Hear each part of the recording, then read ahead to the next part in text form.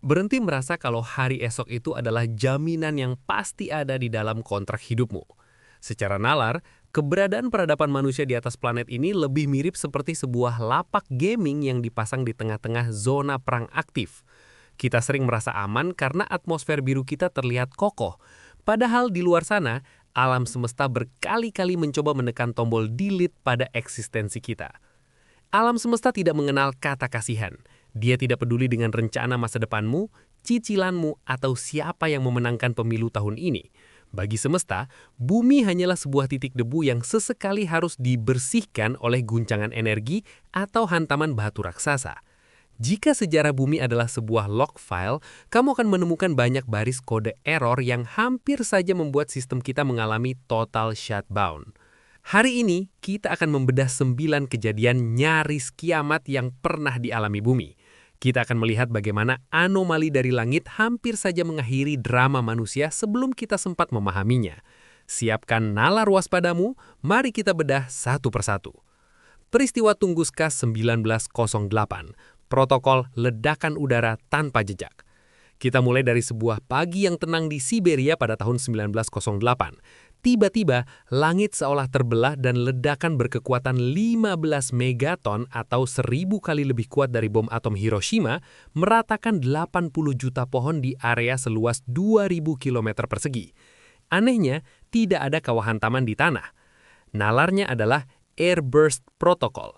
Sebuah asteroid atau fragmen komet meledak di atmosfer sebelum menyentuh tanah. POV kamu sekarang, kamu berdiri di sana dan melihat hutan yang tadinya tegak tiba-tiba rebah seperti korek api yang disusun rapi. Jika benda ini meledak di atas kota besar seperti London atau Jakarta, jutaan orang bakal menguap dalam sekejap. Tunguska adalah pengingat bahwa peluru dari langit tidak harus mendarat untuk bisa memusnahkan kita. Dia cukup meledak di atas kepala kita. Badai matahari Carrington 1859, protokol Short Circuit Global. Pada tahun 1859, astronom Richard Carrington melihat bintik matahari yang melepaskan cahaya putih raksasa. Beberapa jam kemudian, bumi dihantam badai geomagnetik terdahsyat dalam sejarah. Aurora yang biasanya cuma ada di kutub, tiba-tiba muncul di Kuba dan Hawaii. Orang-orang di Amerika bisa baca koran di tengah malam cuma pakai cahaya aurora. Nalarnya adalah sistem elektromagnetik yang overload. Di zaman itu, kabel telegraf mengeluarkan percikan api dan operatornya kesetrum. POV kamu mencoba mengirim pesan tapi mesin telegrafmu malah terbakar sendiri. Masalahnya, kalau kejadian ini terulang sekarang, semua satelit, GPS, dan jaringan listrik dunia bakal hangus. Kita bakal balik ke zaman batu dalam waktu 24 jam. Carrington Event adalah bukti bahwa matahari bisa memberikan kehidupan, tapi dia juga bisa memberikan setruman yang mematikan bagi teknologi kita. Asteroid Chicxulub, protokol Factory Reset. Kita harus mundur 66 juta tahun untuk melihat kiamat yang beneran terjadi. Sebuah asteroid sebesar Gunung Everest menghantam semenanjung Yucatan di Meksiko. Nalarnya adalah Extinction Event. Ini bukan cuma soal ledakan, tapi soal musim dingin nuklir yang menyusul setelahnya. Debu dan jelaga menutupi sinar matahari selama bertahun-tahun. Rantai makanan putus dan 75% spesies di bumi, termasuk dinosaurus, dihapus dari sistem. POV kamu melihat langit yang gelap pekat selama berbulan-bulan, suhu turun drastis dan tumbuhan mati satu persatu. Chicxulub adalah bukti bahwa semesta punya cara yang sangat kasar untuk melakukan install ulang terhadap penghuni sebuah planet. Tanpa kejadian ini, mungkin nenek moyang mamalia kita nggak akan pernah punya kesempatan untuk menguasai dunia. Meteor Chelyabinsk 2013, protokol alarm pagi yang terlambat. Pada Februari 2013, sebuah meteor meledak di atas Rusia. Ribuan video dashcam merekam kejadian ini. Ledakannya menghancurkan kaca-kaca jendela di satu kota dan melukai 1.500 orang.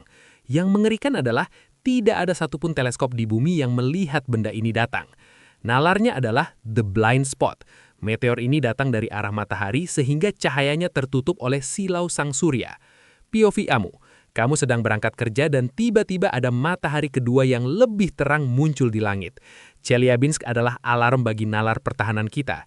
Kita merasa sudah mengawasi langit, padahal kita masih punya titik buta yang sangat besar. Ini adalah pengingat bahwa ancaman bisa datang tanpa peringatan sama sekali dari arah yang paling tidak terduga. Semburan sinar gamma, protokol sniper kosmik. Ilmuwan menduga bahwa salah satu kepunahan massal terbesar di bumi, Ordovician Extinction sekitar 450 juta tahun lalu, dipicu oleh semburan sinar gamma atau GRB. Ini adalah ledakan energi paling dahsyat di semesta yang berasal dari kematian bintang besar. Nalarnya adalah radiasi mematikan. Jika GRB terjadi dalam jarak beberapa ribu tahun cahaya dan mengarah ke bumi, atmosfer ozon kita bakal terkelupas dalam sekejap. POV kamu tidak melihat apa-apa karena sinar gamma itu tidak kasat mata, tapi tiba-tiba semua makhluk hidup mengalami radiasi mematikan dan laut menjadi asam. GRB adalah sniper dari langit. Dia bisa membunuh dari jarak yang sangat jauh tanpa kita pernah tahu apa yang menyerang kita. Tabrakan Shoemaker-Levy 9, 1994. Protokol perisai raksasa. Tahun 1994, dunia menonton komet Shoemaker-Levy 9 menghantam Jupiter. Ledakannya meninggalkan bekas hitam seukuran bumi di atmosfer Jupiter. Disinilah nalar perlindungan kita bekerja. Jupiter sebagai bodyguard. Tanpa gravitasi raksasa Jupiter yang menarik komet-komet nakal menjauh dari bagian dalam tata surya, bumi bakal dihantam asteroid seratusan kali lebih sering. POV kamu melihat titik-titik ledakan di Jupiter lewat teleskop dan sadar bahwa peluru itu harusnya bisa saja mengarah ke kita. Kita berhutang nyawa pada sang jagoan gas yang rela menjadi tameng bagi planet kecil yang rapuh ini. Peristiwa 1470 sebelum Masehi, protokol kekacauan zaman perunggu. Sekitar 1470 sebelum Masehi, peradaban besar di sekitar Mediterania mengalami keruntuhan misterius. Banyak ilmuwan menduga adanya aktivitas komet atau fragmen asteroid yang masuk ke atmosfer bumi dan menyebabkan kegagalan panen massal dan gempa bumi. Nalarnya adalah interferensi atmosfer. Debu komet bisa merusak sistem iklim selama bertahun-tahun. POV kamu adalah warga kerajaan kuno yang melihat matahari meredup dan hujan tidak kunjung datang. Kelaparan memicu perang dan runtuhnya sistem pemerintahan. Peristiwa ini menunjukkan bahwa kekacauan dari langit tidak harus membunuh semua orang secara langsung. Dia cukup merusak sistem panen kita agar kita saling bunuh karena kelaparan. Fragmen komet Encke, protokol serangan bertubi-tubi. Ada teori tentang The Taurid Complex, di mana komet besar hancur ribuan tahun lalu dan meninggalkan awan debu dan batu yang sangat besar. Bumi melewati awan ini secara berkala. Inilah nalar The Swarm atau serangan kawanan. Beberapa ahli menduga hantaman dari fragmen komet ini adalah penyebab berakhirnya zaman es secara mendadak, Younger Dryas. POV kamu melihat ribuan bola api jatuh tiap malam menyebabkan kebakaran hutan global dan banjir bandang. Bumi tidak hanya menghadapi satu peluru tunggal, tapi sesekali kita harus melewati ladang ranjau kosmik yang bisa menghancurkan stabilitas iklim dalam sekejap. Badai geomagnetik 1989, protokol shutdown 9 jam. Terakhir, mari kita lihat kejadian di Quebec, Kanada pada Maret 1989. Badai matahari yang kuat menyebabkan gangguan pada jaringan listrik. Dalam hitungan detik, seluruh provinsi Quebec mengalami mati lampu total selama 9 jam. Nalarnya adalah kerapuhan infrastruktur modern. 6 juta orang tiba-tiba terjebak dalam kegelapan, tanpa pemanas di tengah musim dingin dan tanpa komunikasi.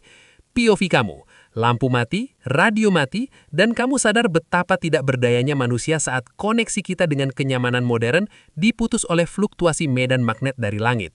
Ini adalah simulasi kecil dari apa yang bisa dilakukan semesta terhadap gaya hidup kita yang terlalu bergantung pada kabel dan sinyal. Jadi, apa benang merah dari 9 kejadian nyaris kiamat ini? Secara nalar, ketertiban hidup kita hanyalah sebuah anomali di tengah kekacauan semesta. Kita hidup di bawah perlindungan atmosfer yang tipis dan gravitasi Jupiter yang besar, tapi itu semua tidak menjamin keamanan mutlak. Tunguska dan Chelyabinsk menguji kewaspadaan kita. Carrington dan 1989 menguji ketergantungan teknologi kita. Chicxulub dan GRB menunjukkan betapa gampangnya sistem kita diriset. Kekacauan dari langit adalah bagian dari cara semesta mendistribusikan materi dan energi. Kita sebagai penghuni bumi harus sadar bahwa ketertiban yang kita nikmati hari ini adalah kemewahan yang sangat mahal. Memahami kejadian-kejadian ini bukan buat bikin kamu panik tiap kali melihat stintang jatuh, tapi buat bikin kamu sadar jika setiap detik yang kita lalui tanpa hantaman asteroid atau badai matahari adalah sebuah bonus eksistensial yang harus kita hargai. Terima kasih sudah nonton sampai habis. Kalau kamu suka cara kita ngejelasin hal-hal rumit jadi lebih masuk akal, jangan lupa follow Titik Nalar. Kita bakal terus bahas banyak hal sehari-hari yang sebenarnya menarik, asal dijelasin dengan cara yang benar. Titik Nalar, jelasin dunia satu nalar dalam satu waktu.